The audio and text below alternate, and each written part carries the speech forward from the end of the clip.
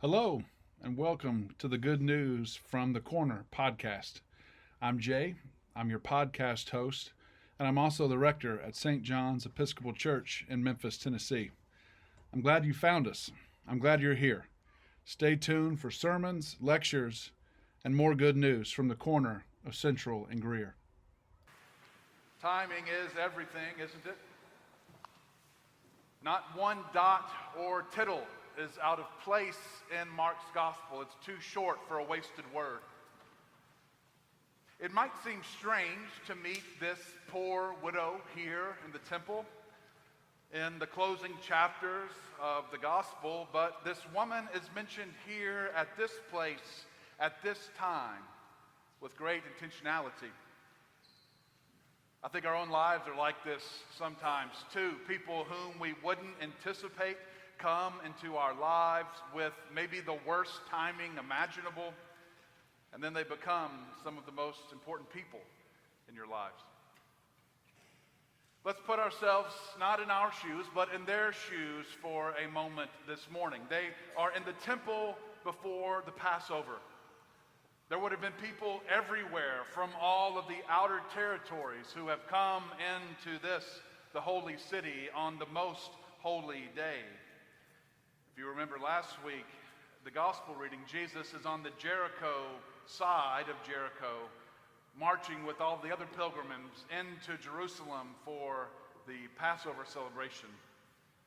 All of the momentum would have been building for the Passover as the faithful came and gave their alms in the temple complex that day. This would have been repeated every hour on the hour for days and days as people made their way into the city. And yet Jesus, who was seated in the portico, sitting in the proximity of the alms basins, points out this woman who comes to make the smallest gift possible. Of all the alms givers, some who have dropped a pretty hefty sum into the temple coffers, this woman is the one that Jesus notices. He notices her because she gives all that she has. 2 small copper pennies that together are worth about a penny. Of all the countless gift givers at the Passover celebration, this woman and her gift are the most significant. In just a few short days, Jesus will be hanging upon the cross. There, he will give the only thing that he has. He gives his whole self so that the divide between heaven and earth might be closed again. He becomes the bridge across this vast chasm. And this death, once for all humankind, is what the author of Hebrew is after when he writes these words. But as it is, he has appeared once for all at the end of the age to remove sin by the sacrifice of himself. And just as it is appointed for mortals to die once, and after that the judgment, so Christ, having been offered once to bear the sins of many, will appear a second time, not to deal with sin, but to save those who are eagerly waiting for him. Today in Mark's gospel, we find Jesus and the widow in the temple in the days before his death. And Jesus has just absolutely skewered the scribes who walk around in long robes, these garments made of extra fabric, extra material. The only function of these long robes is to show people that they are able to afford to pay for more than they need. They're able to use all of this extra material because they aren't the kind of people who have to wear tight-fitting clothes. If you think about it for a moment, this is not the kind of garment one would wear to weed eat or change the oil in a car.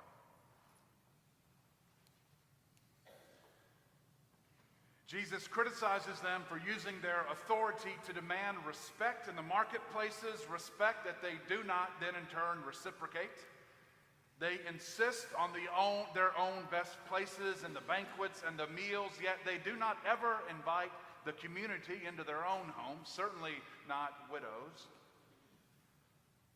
And when Mark says they devour widows' houses, I have to tell you, I sat down this week to study, and I had no idea what this meant. Yet this is the most damning of all the insults that Jesus hurls at these scribes. Again, I would ask you and I to imagine that we are living in their world, not ours. In their world, widows had zero legal standing. In anything outside of the home, men would act for women of their own family. The most important part of a woman's life was access to men who could be her agent in the public forum where she could not act for herself. Husbands and sons are crucial to a woman's well-being. Yet time and again, women were made widows and maybe had a dozen daughters but no sons. And so women would be left without recourse, even to settle the estates of their own dead husbands. Thankfully, though, there were these esteemed scribes, educated men, God-fearing men, who would be appointed to speak for and handle the legal affairs of these widowed women. Whenever these scribes were doing the work pertinent to the case of a widowed woman, well, naturally, the estate would incur some expenses. Yet, because these women, these guardians represented, were completely without access to the legal system beyond this male stranger who was handling their affairs, it was a dreadful possibility that these men would abuse their position to become wealthy at the expense of the estate of poor widows. They would create charges and fees that would strip the meager estate of its wealth. The technical expression is he ate and drank and spent, meaning his appetites in pursuit of closing the estate outstripped the value of the estate. Well, how could a widow, a woman with very few resources, how could she find an honest, trustworthy, and dependable scribe? Well, the natural tendency would be to go to the temple and to find the one most active in prayer. Long prayers are a sign of piety, as Duncan Derritt explained. These men would go and would make a show of their earnest prayers for guidance in settling these tragic and often difficult cases of widowed women. It was important for their image to be seen praying, yet Jesus accuses these men of putting on a pious show, only to find their next benefactor. The more widows, the more expenses in managing their affairs, the more take-home pay. It takes a bunch of poor widows to pay the bills. These nice clothes are rather expensive, after all. Yet here she is. Even though she has been mistreated by the very men appointed to protect and serve her, here she is, in the temple, preparing for the Passover, putting in her last cent. Jesus and his disciples were watching the steady stream of people coming into the temple complex bearing large sums of money in some cases, and this woman has just spent the last 2 copper coins she has to rub together. Jesus is mad because one of the scribes has robbed her of her own property. Yet even still, she gives her last cent because she is faithful that Yahweh is present and that Yahweh will keep the covenant he made with Israel. Here on the eve of Jesus' own death, he learns how to be faithful from this poor widowed woman who is completely invested. She is putting her whole life in the hands of the God of Israel who reigns from the temple in Jerusalem. She doesn't have much to begin with, but all that she has, she gives to God. It never ceases to amaze me how people are so taken back and so surprised when we, as your clergy, ask you to do something. Without fail, you're flattered and surprised. You will thank us profusely for being included. You thought of me? You are so shocked when we think of you. It's almost like people expect that we cannot see what we see every Sunday again and again and again. Can I visit you before your surgery? No, Father, you're too busy. Someone else needs you more than me. Would you be willing to stand for vestry? No, Father. Ask someone with more gifts and more talents and time than me. My friends, I can't tell you this next part clearly enough. You are St. John's. Each and every one of you are St. John's. If your family has been here since this church was consecrated, or if you have only been exploring this place in the last 6 weeks, if you are here every time the doors open, or if you are on maybe your third visit, each of us has a part to play in this body. We need you. I need you. St. John's needs you. The reason that we call on you to get involved is because you are in fact St. John's. Wherever you are, wherever you go, you are a part of us and what God has begun here. We have been knit together in the body of Jesus, and we will carry that with us always, everywhere that we go. You've likely heard by now that we are in stewardship season. Each of you must hold up this widow as an example of faithfulness. Are we more invested in the things that we have created for ourselves, or are we invested in God who has created us? We need your support. I find that people's thinking about giving is much like being asked to do something by the priest. You might be saying to yourself, now is the point when I tune out as he talks to those who are supposed to give. No, Father, I'm too busy, I'm too extended to make a pledge of support.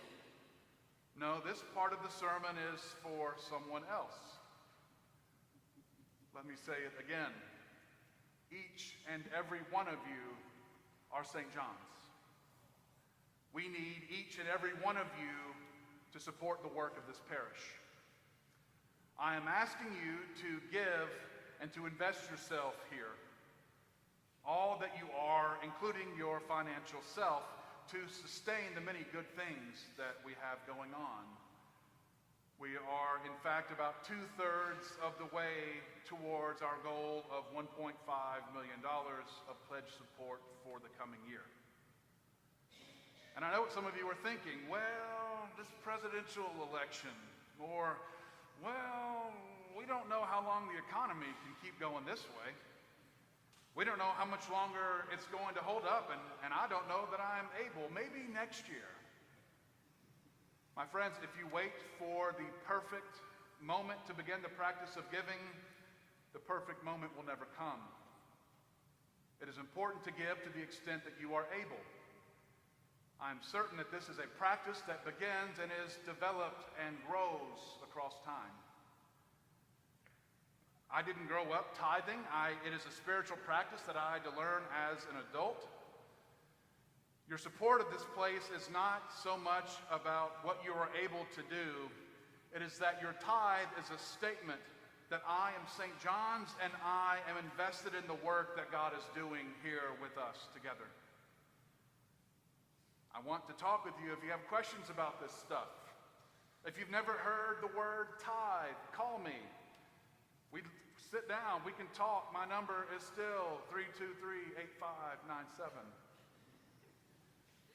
How much can you invest in this place and the spiritual nourishment that you have found here? 100, 1,000, 10,000, 100,000.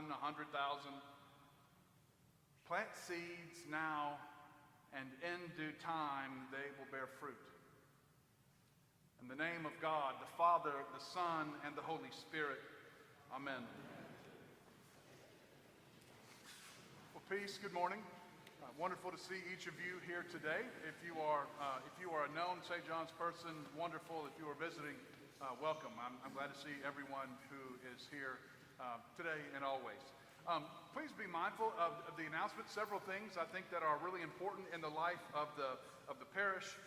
We will have today at 3 o'clock the next feature in our Music at St. John's. Dr. Schneider is going to talk a bit about the Fare Requiem, which will be at 3 o'clock today. Good morning, everybody. We have a wonderful concert today as an ongoing offerings of the Music at St. John's series. Today we have a concert at 3 o'clock, as Jay mentioned. It's music of Gabriel Fauré, the late 19th, early 20th century French composer, most famous arguably for his Requiem, which is a timeless masterpiece. The program begins with our own Elise Tarver singing a wonderful poetry of Paul Verlaine set to music by Fauré. And then we continue on to perform the entire Requiem in D minor. Our own Carrie Moscow, staff singer soprano, will be the soprano soloist in the Pie Jesu, and we'll be joined by a chamber orchestra. It's going to be a really wonderful performance. It'll be professionally recorded and posted on our YouTube channel forever afterward. And there's also a lovely reception following. So we anticipate the entire event to be about 1 hour. So roughly about 4 o'clock.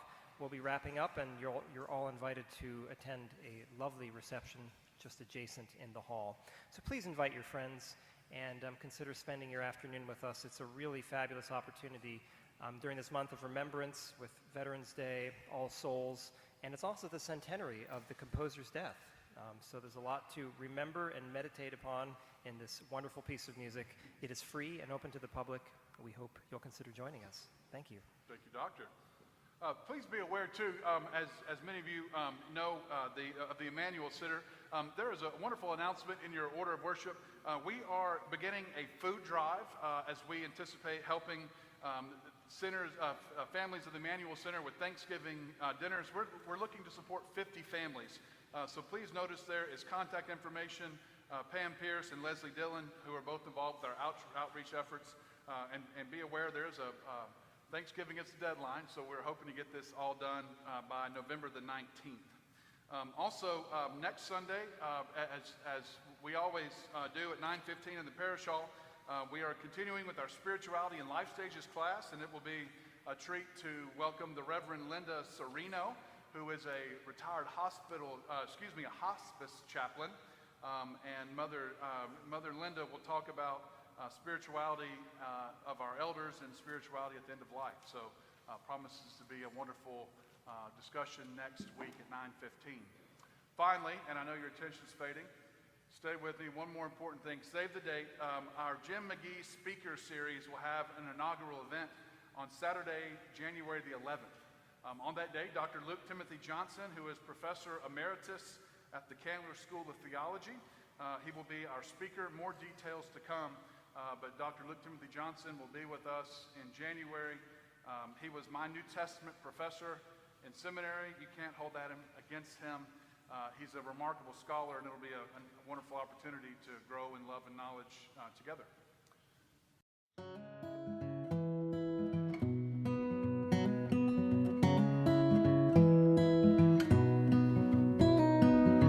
Thanks for tuning in today. You've been listening to the Good News from the Corner podcast. St. John's Episcopal Church is located at the corner of Central and Greer in Memphis, Tennessee. Our parish website is www.stjohnsmemphis.org. You can also catch us on all of the normal social media platforms. You can join us for church at 10:30 on Sunday morning on our St. John's Memphis YouTube channel. Share the Good News podcast with somebody. And remember, you matter to God. Your life is not yours alone. Come see us sometime.